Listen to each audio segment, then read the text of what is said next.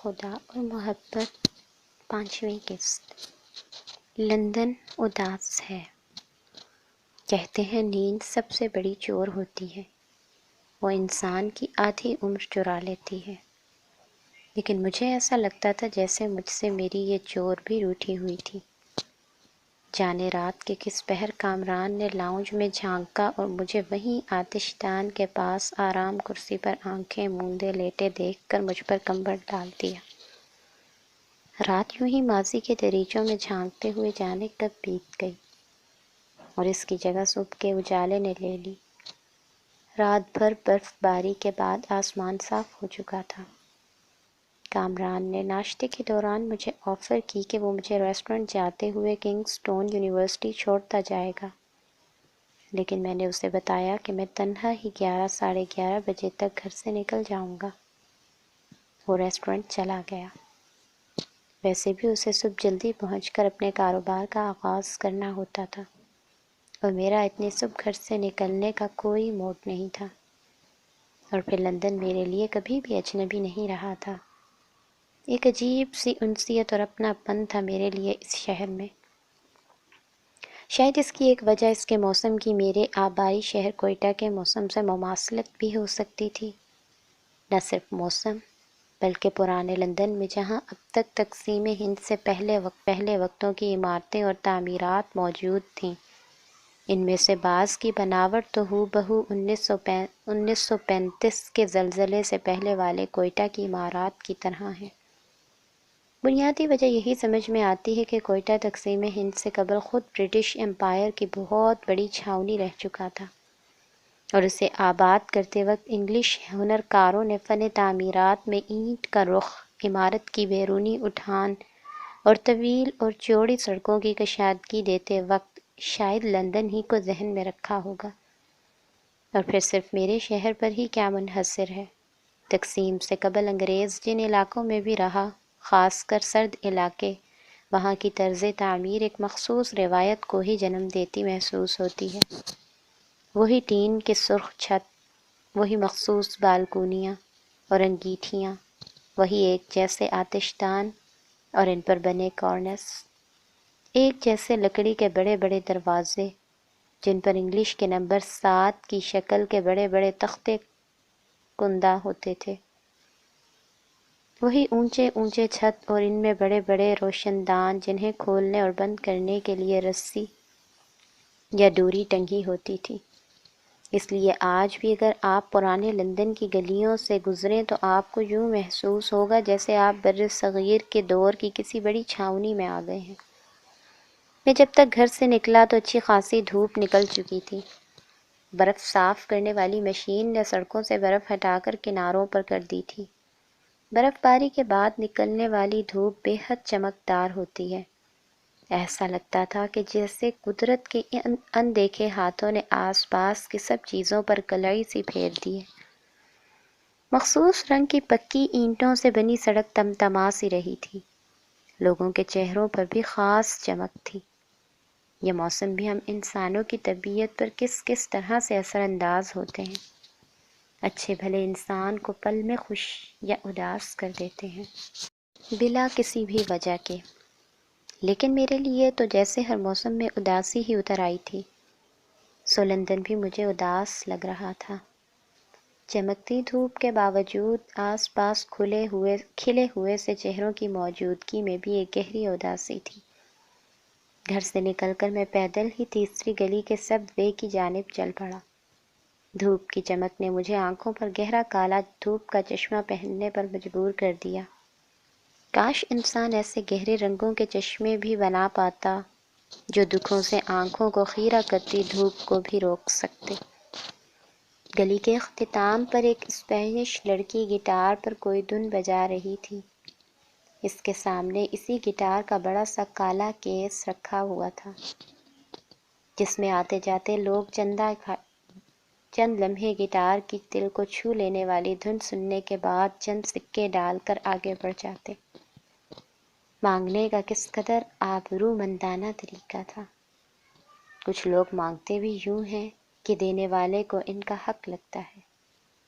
اور کچھ لوگ اپنا حق بھی کچھ ایسے انداز میں وصول کرتے ہیں کہ دینے والا بھیک کی طرح دیتا ہے۔ لڑکی مجھے دیکھ کر مسکرائی اور سر کے اشارے سے مجھے سلام کیا۔ وہ اس وقت گٹار پر ایک مشہور ہسپانوی گیت کی دھن بجا رہی تھی، جس کے بول کچھ یوں تھے کہ میرے محبوب، ایک تمہارے جانے کے بعد ہر منظر اداس ہے، ہر شہر ویران ہے۔ میں نے حیرت سے اس گٹار بجانے والی لڑکی کو دیکھا۔ اسے میرے دل کا حال کیسے پتہ چل گیا؟ شاید محبت کو کھو دینے کے تجربے سے گزرنے والے سبھی چہروں کی تحریر ایک سی ہو جاتی ہے۔ میرا ہاتھ جیب میں گیا اور واپسی پر جتنے بھی سکے ہاتھ میں آئے وہ سبھی میں نے لڑکی کے گٹار میں ڈال دیے اور خود آگے بڑھ گیا۔ سب وے میں زیادہ بھیڑ نہیں تھی۔ زمین دوز ریلوے اسٹیشن مختلف روشنیوں سے جگمگا رہا تھا اور اکا دکا لوگ ٹرین کے انتظار میں کھڑے تھے۔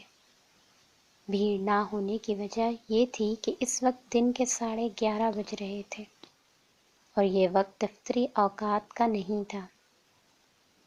ٹرین اپنے مقررہ وقت پر ایک خاص سی گرج کے ساتھ سب وے میں داخل ہوئی۔ خودکار دروازے کھل گئے اور ہم سب مسافر اس میں داخل ہو گئے۔ کبھی کبھی میں سوچتا ہوں کہ انسان نے انسان کی آسانی کے لیے کیسی کیسی ایجادات کی ہیں۔ ہمارا زندگی کا شاید 99% سکھ دوسروں کی تیار کردہ ایسی ہزاروں چیزوں کا مرہون منت ہوتا ہے۔ سوئی سے لے کر ہوائی جہاز تک سبھی کچھ جو ہمارے روز مرہ کے استعمال میں آتا ہے، وہ سبھی کچھ ہمارے لیے بنا کر گیا ہے۔ ہم صرف چند سکے خرچ کر کے ان ایجادات کے آرام اور سکون کے حقدار بن سکتے تھے۔ شاید اسی بات نے ان سکوں کے حصول کو اس قدر مشکل بنا دیا تھا۔ لیکن سکون کا حاصل صرف ان سکوں سے ہی تو مشروط نہیں ہوتا۔ دل کا سکون کائنات کی ایک انمول کیفیت ہے، اور اس بات کا صحیح اندازہ صرف وہی لگا سکتا ہے جس کے اپنے دل کا سکون لٹ چکا ہو۔ ہم انسان بھی کتنے نادان ہوتے ہیں جب تک دل کا قرار اپنے قابو میں ہوتا ہے، ہم اسے بازاروں میں لٹ جانے کے لیے پھرتے ہیں۔ ہر طرف اٹھتی نگاہ کا بس ایک ہی حاصل، ایک ہی منزل ہوتی ہے، کوئی دلبر، کوئی محبوب۔ اور جب وہی دلبر ہم سے ہمارا چین اور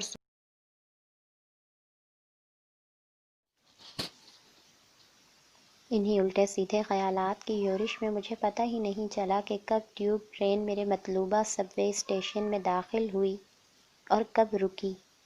یہ تو اچھا تھا کہ آخری چند لمحوں میں سامنے جگمگاتے ہوئے نیون سائن پر میری نظر پڑ گئی، جس پر 17 ڈاؤننگ اسٹریٹ کا ہندسہ جگمگا رہا تھا۔ مجھے جیسے ہوش سا آ گیا اور میں ٹرین کے دروازے بند ہونے سے قبل ہی نیچے اتر آیا۔ سیڑھیاں چڑھ کر اوپر کی سڑک تک پہنچا۔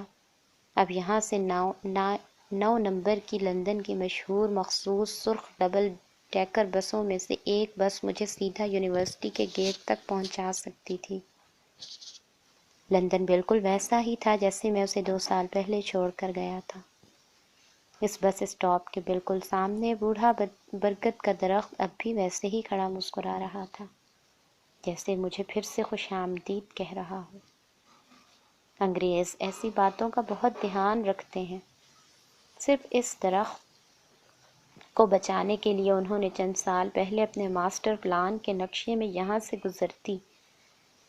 سے گزرتی سڑک کا رخ موڑ دیا تھا، کیونکہ اگر سڑک لندن ماسٹر پلان کے تحت بنتی تو اس درخت کو کٹنا لازمی تھا۔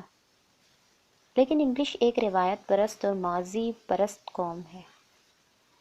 وہ اپنی یادوں کو، اپنی تاریخ کو اتنی آسانی سے نہیں مسخ ہونے دیتے، بلکہ اسے بچانے کے لیے جان لڑا دیتے ہیں۔ شاید اسی لیے اس قوم نے برسوں اس دنیا پر راج کیا ہے۔ سچ ہے، قومیں یوں ہی نہیں بن جاتی، اس کے پیچھے صدیوں کی تربیت اور حوادث کا عمل دخل ہوتا ہے۔ کچھ ہی لمحوں میں میری مطلوبہ سرخ ڈبل ڈیکر بس دھیمی سی رفتار سے چلتی ہوئی بس اسٹاپ پر آ کھڑی ہوئی اور میں بس میں سوار ہو گیا۔ یونیورسٹی کے راستے میں میرا پرانا دوست، میرا ہمراز اور میرا مہربان دریائے تھیمس۔ میرے لڑکپن کی کئی شامیں اور جوانی کی کئی راتیں اس دریا کے کنارے لگے ہوئے خوبصورت لکڑی کے بینچوں پر گزری تھی۔ وہ پل جنہیں اب میں یاد کر رہا تھا تو جیسے سب ایک خواب سا محسوس ہو رہا تھا۔ وہ دوستوں کے ساتھ پکنکس اور نئے نئے فلرٹ، وہ کچی محبتیں، تھیمس کا پانی مجھے دیکھ دیکھ کر مستی میں ہلکورے لے رہا تھا، جیسے وہ میری لندن آمد سے بہت خوش ہو۔ بس دریا کے ساتھ بنی ہوئی چوڑی سی سڑک پر بڑھ رہی تھی اور دریا ہمارے ساتھ ساتھ بھاگ رہا تھا، بالکل اسی طرح جیسے کسی پرانے محلے میں جب کوئی چمچماتی کار یا بڑی گاڑی داخل ہوتی ہے تو محلے کے بچے اس گاڑی کے ساتھ ساتھ بھاگتے ہیں۔ ہمارے آس پاس کے موسم، درخت، عمارتیں اور اس جیسے دریا، یہ ہمیں کس کس روپ میں دیکھ چکے ہوتے ہیں، ہنستے ہوئے، کبھی روتے ہوئے، خوشی، غم۔ غرض ہماری زندگی کا کون سا پہلو ہے جو ہمارے ارد گرد بستے اس ماحول سے پوشیدہ ہو؟ شاید اسی لیے ہمیں ایسا لگتا ہے کہ یہ بھی ہمارے ساتھ ہی خوش ہوتے ہیں اور ہمارے ساتھ ہی روتے ہیں۔ شاید ہر موسم ہمارے اندر کے موسم سے جڑا ہوتا ہے۔ بس یونیورسٹی کے دروازے پر آ کر رک گئی۔ میرا اسٹاپ آ گیا تھا۔ میں یونیورسٹی کے عظیم الشان آہنی جنگلے کے گیٹ سے اندر بنی اینٹوں کی سڑک پر آ گیا۔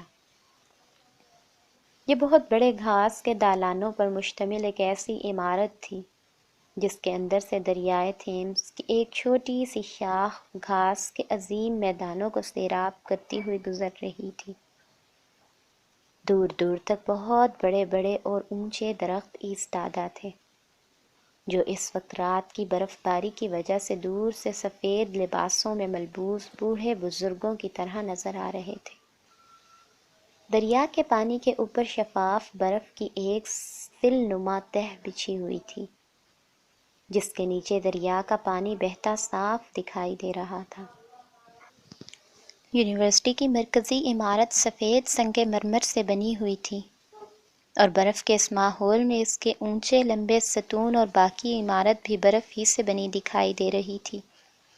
ایڈمن ڈپارٹمنٹ سے فارم لے کر میں نے بھر دیے تھے اور میری کلاسز 2 دن کے بعد سے شروع ہونا تھیں۔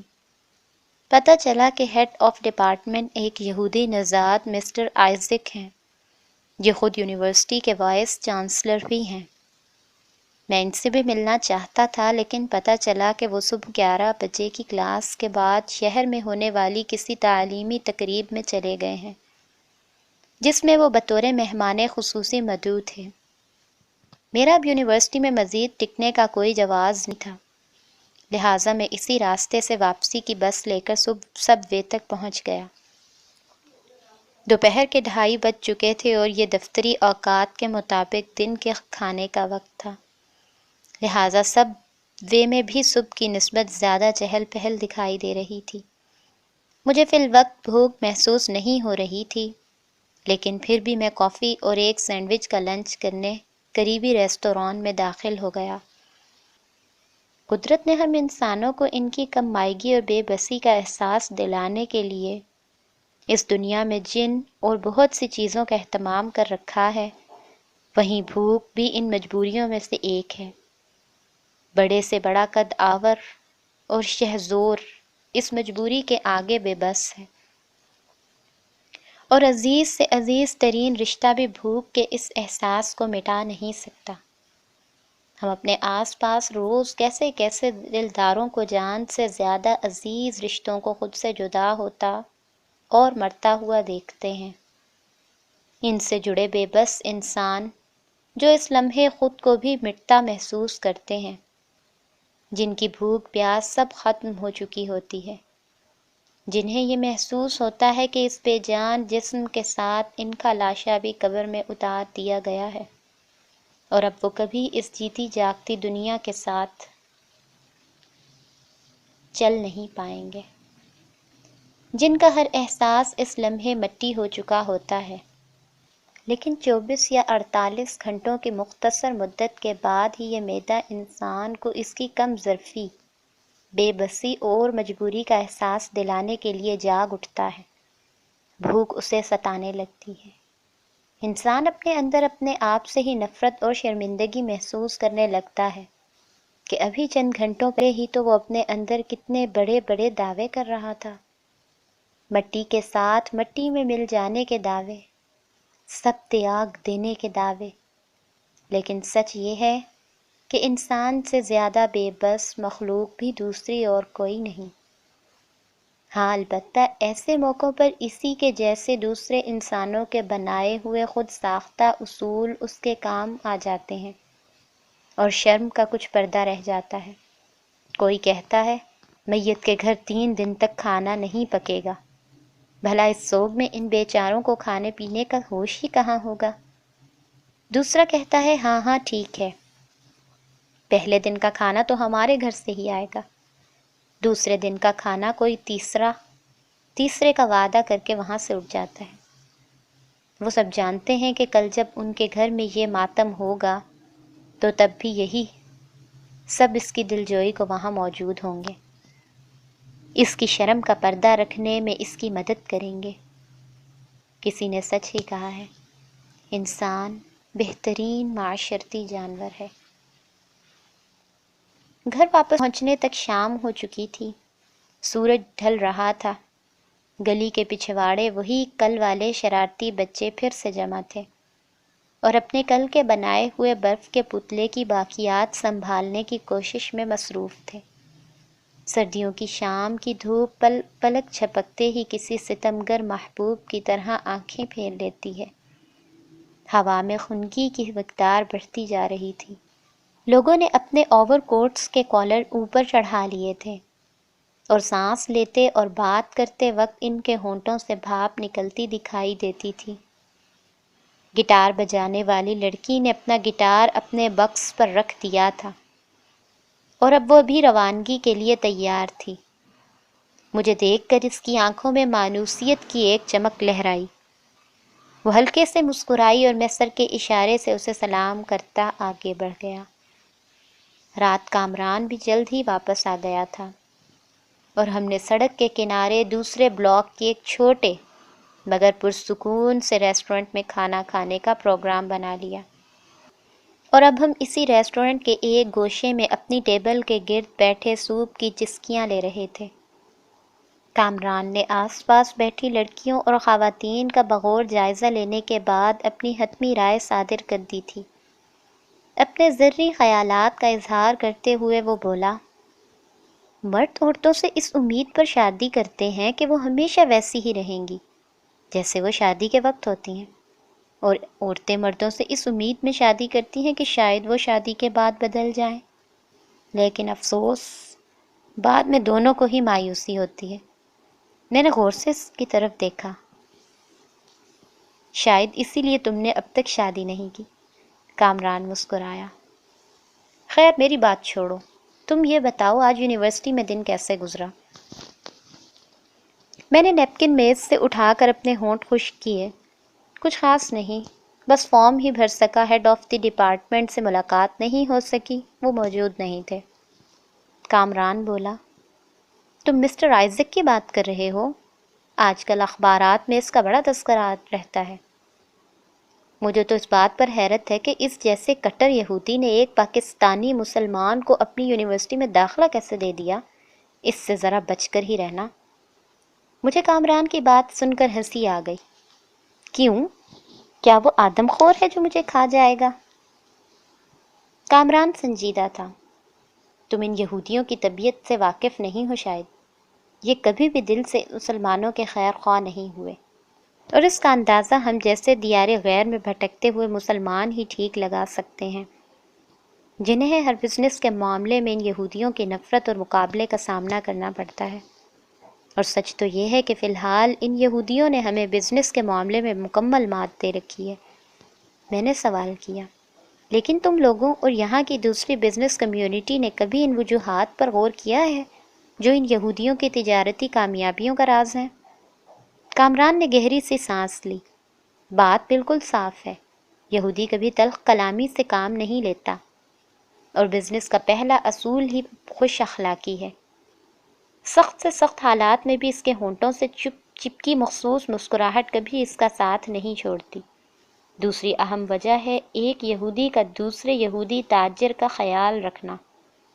دو یہودی تاجر آپس میں بدترین اور جانی دشمن بھی کیوں نہ ہوں، لیکن اگر ان کا کلائنٹ کوئی ایسی چیز طلب کرتا ہو جو پہلے یہودی کی دکان پر میسر نہ ہو، تب بھی وہ خود پیدل چل کر اس خریدار کو اس جانی دشمن یہودی کے پاس لے کر جاتا ہے، جہاں اسے وہ ضرورت کی چیز مل سکتی ہے۔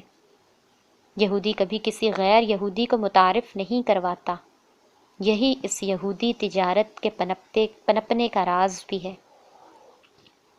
میں کامران کے خیالات سے کسی حد تک متفق بھی تھا، لیکن میرے خیال میں اس نے یہودی تاجروں کی سب سے بڑی معصومیت کا تذکرہ اب تک نہیں کیا تھا۔ تم سب سے اہم خصوصیت کا تذکرہ کرنا بھول گئے ہو، وہ ہے ایمانداری۔ یہ ٹھیک ہے کہ ہمارے تاجر اتنے خوش اخلاق اور ٹھنڈے مزاج کے نہیں ہوتے، یہ بھی درست ہے کہ ہم ایک دوسرے کی ٹانگ کھینچنے سے بھی کبھی باز نہیں آتے۔ ہمارا اصول ہے کہ اپنا فائدہ ہو نہ ہو، لیکن دوسرے کا نقصان ضرور ہونا چاہیے۔ لیکن ان سب سے زیادہ بڑی وجہ ہے بے ایمانی، اور یہودی تجارت میں بے ایمان نہیں ہوتے۔ میرے خیال میں ان کی کامیابی کی اصل وجہ یہی ہے۔ ہم دونوں کھانا کھا چکے تھے اور اب پیدل ہی واپس اپارٹمنٹ کی طرف روانہ تھے۔ کرسمس کا تہوار قریب تھا، لہٰذا آس پاس خریداروں کی چہل پہل بڑھی ہوئی تھی۔ جا بجا کرسمس کے نمائشی درخت مخصوص جلتے بجھتے کمکموں سے سجے جلملا رہے تھے۔ لوگ سردی سے بے نیاز ہو کر خود کو گرم کپڑوں سے ڈھکے ہوئے آس پاس کی جگمگ کرتی دکانوں سے خریداری کر رہے تھے۔ شاید دنیا کا ہر تہوار ایک سا ہی ہوتا ہے، سبھی تہواروں کا تعلق دل کی خوشی سے ہوتا ہے، اور سبھی تہواروں کے اصل شوقین بچے ہوتے ہیں۔ شاید اسی لیے اس وقت بھی لندن کے اس بارونق بازار میں زیادہ تر تعداد بچوں کی تھی۔ مجھے یاد ہے جب ہم چھوٹے تھے تو عید کی رات یا چاند رات سے کئی راتیں قبل ہی ہماری نیندیں جیسے اڑ سی جاتی تھی، اور عید کی رات تو آنکھوں ہی آنکھوں میں صبح ہو جاتی تھی۔ عیدی ملنے کی خوشی، اور پھر اس سے بھی زیادہ اس عیدی کو خرچ کرنے کی خوشی۔ لیکن عید کا سارا دن ہاتھ سے یوں نکل جایا کرتا تھا جیسے بند مٹھی سے ریت۔ شاید چیزیں یا تہوار، خوشی کا تعلق ان کی کمیابی اور تھوڑے ہونے سے ہی ہوتا ہے۔ آس پاس پھرتے لوگوں کے چہروں سے خوشی ٹپک رہی تھی۔ یہ چہرے بھی کیسا آئینہ ہوتے ہیں۔ گھر پہنچتے ہی کامران بستر میں گھس گیا، کیونکہ اسے اگلی صبح جلد نکلنا تھا۔ آج اس نے ایمان کے موضوع پر کوئی بات نہیں کی تھی۔ ہم دونوں بچپن سے ایک دوسرے کی عادتوں سے خوب واقف تھے۔ وہ جانتا تھا کہ میں جب سنبھل جاؤں گا تو خود ہی اسے سب بتا دوں گا۔ اس سے پہلے مجھ سے کچھ پوچھنا فضول ہے۔ میں نے لائٹ بند کرنے سے پہلے بستر کی سائڈ ٹیبل پر رکھے رسالوں کی ورق گردانی کی ناکام کوشش کی، لیکن پھر آخر کار بتی بجھا دی۔ لیکن کمرہ اندھیرا ہوتے ہی دماغ کے دریچے روشن ہو گئے۔ یادیں بری ہوں یا بھلی، دونوں صورتوں میں یاد ماضی عذاب ہی تو ہے۔